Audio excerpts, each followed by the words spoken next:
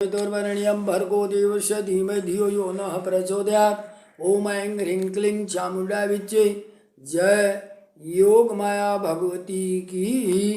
मित्रों, मैं रामोद पांडे शास्त्री आज कुमारी वैष्णवी चैनल से आप लोगों के समक्ष श्रीमद् देवी भागवत महापुराण के पंचम स्कंद के 25वें अध्याय को प्रस्तुत करने जा रहा हूँ।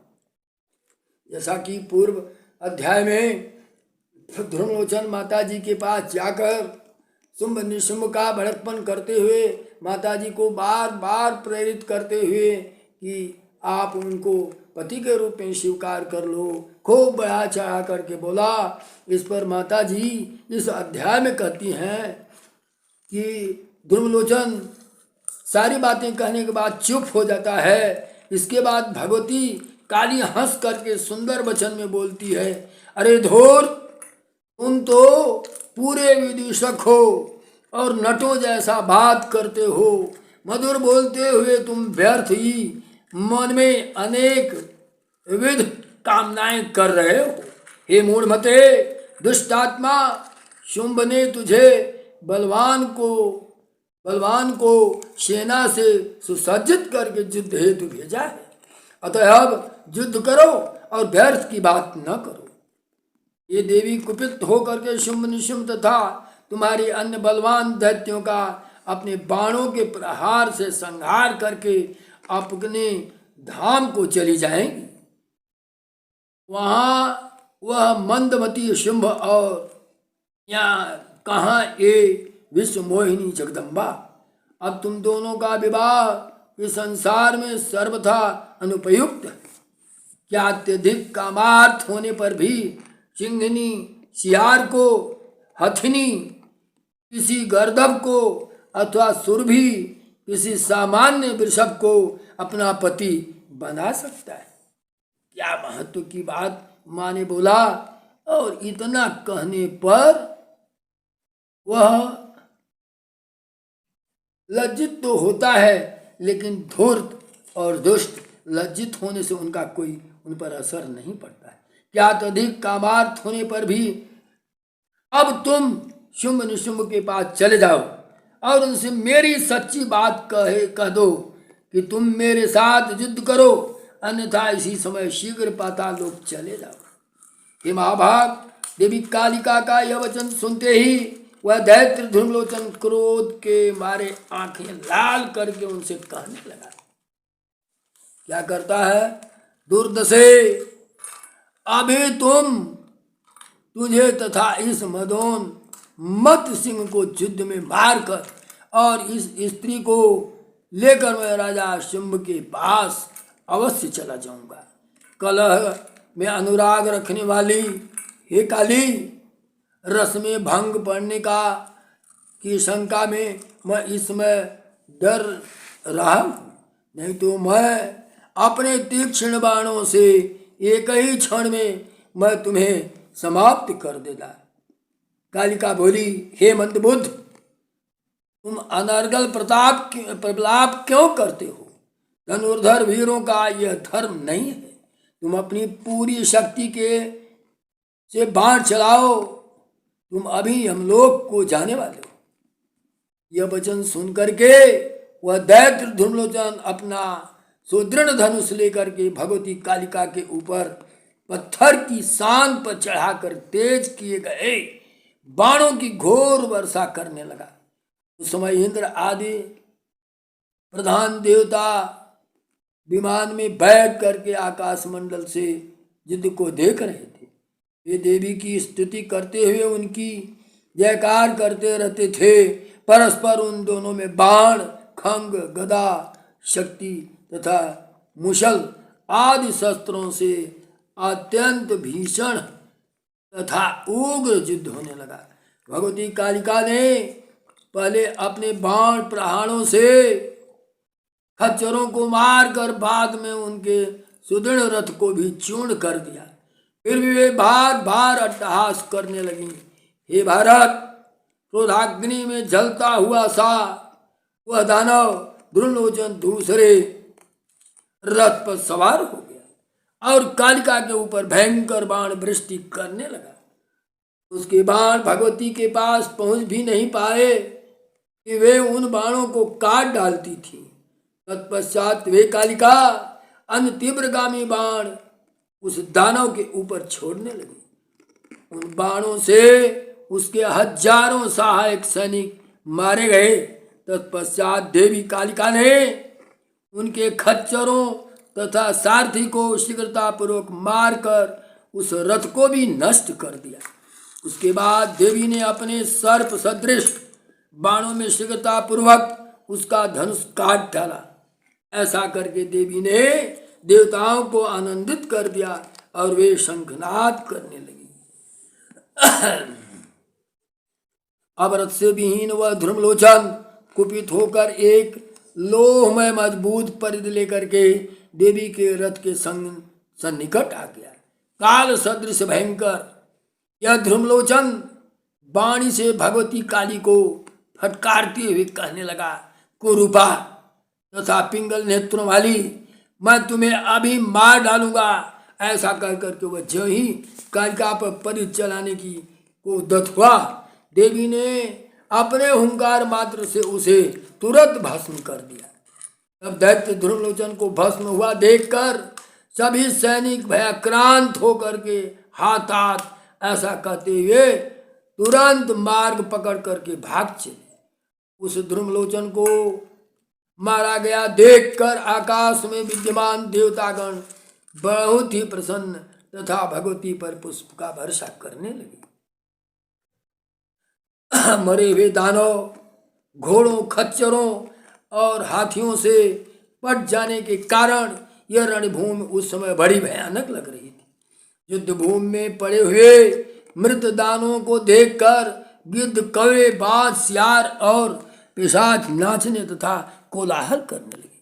अब भगवती अंबिका ने उस रणभूमि को छोड़कर वहां से कुछ दूरी पर जाकर अत्यंत तीव्र तथा भयदायक शंखनाद किया। अपने महल में स्थित शुंभु को भी यह भयानक शंख ध्वनि सुनाई पड़ी। उसी समय उसने भागकर आए हुए बहुत से दैत्यों को देखा। उसमें से बहुत से अंग भंग हो चुके थे और कुछ रक्त से लथपथ थे। अनेक दैत्यों के हाथ पैर कट गए थे और नेत्र भग्न हो गए थे। कुछ दैत्य तो शैया आदि पर लाद कर लाए जा रहे थे। बहुतों की पीठ, कमर और गर्दन टूट गई थी। सबके सब जोर जोर से चीख रहे थे।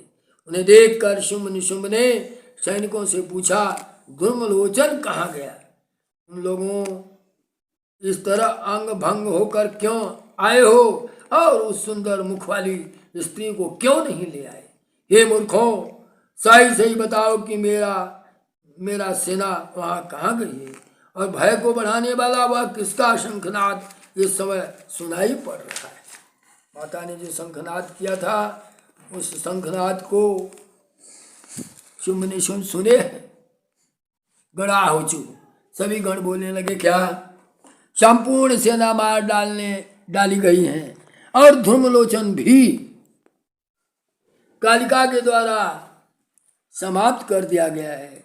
बलंच पतितम सर्व निहितो ध्रुमलोचनम कृतम कालिकया कर्मम रणभूमाव मानुषम। उसी अंबिका की यह शंख ध्वनि है जो संपूर्ण नवमंडल को व्याप्त करके सुशोभित हो रही है। यह ध्वनि देवतागणों के लिए हर्षप्रद और दानवों के लिए कष्टप्रद है। हे विभो, अब देवी के सिंह ने सारे सैनिकों का विनाश कर डाला और उसके बाण प्रहार से दैत्यों के रथ टूट गए और घोड़े मार डाले गए। तब आकाश में स्थित देवता प्रसन्न होकर पुष्प वृष्टि करने लगे। इस प्रकार समस्त सेना का विनाश तथा ध्रुमलोचन का वध देखकर हम लोगों ने निश्चय कर लिया कि अब हमारी विजय नहीं हो सकती। अतएव मैं राजेंद्र, अब आप मंत्रणा का उत्तम ज्ञान रखने वाले अपने मंत्रियों से इस विषय पर विचार कर लीजिए। हे महाराज, यह चर्च है कि जगदम्बा स्वरूपिणी वह मदमत्त बाला बिना किसी सेना के ही सिंह पर सवार होकर के निर्भय भाव से आपसे युद्ध करने के लिए रणभूमि में अकेली खड़ी है। हे महाराज, हमें तो यह सब विचित्र और अद्भुत प्रतीत होता है। अतएव अब आप शीघ्र मंत्रणा करके संधि युद्ध उदासीन होकर स्थित रहना अथवा पलायन, इसमें से अपनी रुचि के अनुसार जो चाहे वह कर लें। शत्रुतापन यद्यपि उसके पास सेना नहीं है, फिर भी उसकी विपत्ति में सभी देवता उसके सहायक बन करके उपस्थित हो जाएंगे। ज्ञात हुआ है कि भगवान विष्णु और शिव भी समयानुसार उसके पास में विद्यमान रहते हैं। तभी लोकपाल आकाशों में रहते हैं, वे भी इस समय उस देवी के साथ विद्यमान हैं। ये सुरतापन, राक्षसगण, गंधर्व, किन्नर और मनुष्य, इन सबको समय आने पर इनका सहायक समझना चाहिए। हमारी बुद्धि से तो हर तरह से ऐसा जान पड़ता है कि वे अंबिका किसी से भी कोई सहायता अथवा कार्य की अपेक्षा नहीं करती। वे अकेली संपूर्ण चराचर जगत का नाश करने में समर्थ हैं। तो फिर सावधानों की बात ही क्या, यह सत्य है। हे महाभाग, यह सब भली भांत समझ बूझ कर आपकी जैसी रुचि हो वैसा कीजिए। सेवकों को भी अपने स्वामी से हितकर सत्य और सेवकों को भी अपने स्वामी को हितकर सत्य और नपी तुली बात करनी चाहिए। इसकी बात सुन करके शत्रु सेना को विनष्ट कर डालने वाले शुंभ ने अपने छोटे भाई निशुंभ को एकांत स्थान में जाकर वहाँ स्थित हो उसे पूछने लगा, हे भाई, आज कालिका ने अकेले ही ध्रुवलोचन को मार डाला, सारी सेना नष्ट कर दी और शेष सैनिक अंग भंग होकर के भाग आए हैं। अभिमान में चूर रहने वाली वही अंबिका शंखनाद कर रही है। काल की गति को पूर्ण रूप से समझना चाहिए। ज्ञानियों के लिए भी अत्यंत कठिन है। काल की प्रेरणा से तृण भद्र बन जाता है, भद्र तृण बन जाता है और बलशाली प्राणी बलहीन हो जाता है। दैव की ऐसी विचित्र गति है। ये महाभाग, मैं तुमसे पूछता हूँ कि अब आप मुझे क्या करने की सलाह देते हो। अतः निश्चय यह हमारे भोग के योग्य नहीं है। हे वीर, तुम मुझे शीघ्र बताओ कि समर्थ भाग जाना उचित है या क्रुद्ध करना। यद्यपि तुम छोटे हो, फिर भी इस संकट के समय में मैं तुम्हें बड़ा मान रहा हूँ। निशुंभ बोला, हे अनघ, इस समय न तो भागना उचित है न तो किले में छिपना ही ठीक है। अब तो उस स्त्री के साथ हर प्रकार से युद्ध करना ही श्रेयस्कर है। श्रेष्ठ सेनापतियों को लेकर मैं अपनी सेना के साथ युद्ध भूमि में जाऊंगा और उस कालिका को मारकर तथा अबला अंबिका को पकड़कर शीघ्र यहाँ ले आऊंगा। और यदि बलवान दैव के कारण उसके विपरीत हो जाए तो मेरे मर जाने पर बार बार सोच विचार कर ही आप कोई कार्य कीजिएगा। छोटे भाई निशुंभ को यह बात सुन करके शुंभ ने उससे कहा, अभी तुम ठहरो, पहले पराक्रमी चंडमुंड जाए। खरगोश पकड़ने के लिए हाथी छोड़ना उचित नहीं है। चंडमुंड बड़े वीर हैं, अतः वे दोनों उसे मार डालने में हर तरह से समर्थ हैं। अपने भाई निशुंभ से ऐसा कह करके और उससे परामर्श करके राजा शुंभ ने समक्ष बैठे हुए महान बलशाली चंडमुंड से कहा, हे चंडमुंड, तुम दोनों अपने सेना लेकर के उस निर्लज और मदोन्मत्त अबला का वध करने के लिए शीघ्र जाओ। ये महाभागे, रणभूमि में पिंग नेत्रों वाली उस कालिका को मारकर और अंबिका को पकड़कर यह महान कार्य करके यहीं लौट आओ।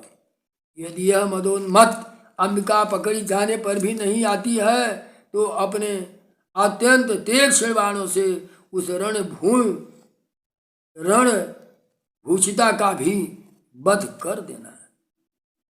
सानायाति गृहीतापि गर्विता चाम्बिका यदि तदा बाणैः महातीक्ष्णैः हन्तव्याः हन्तव्याः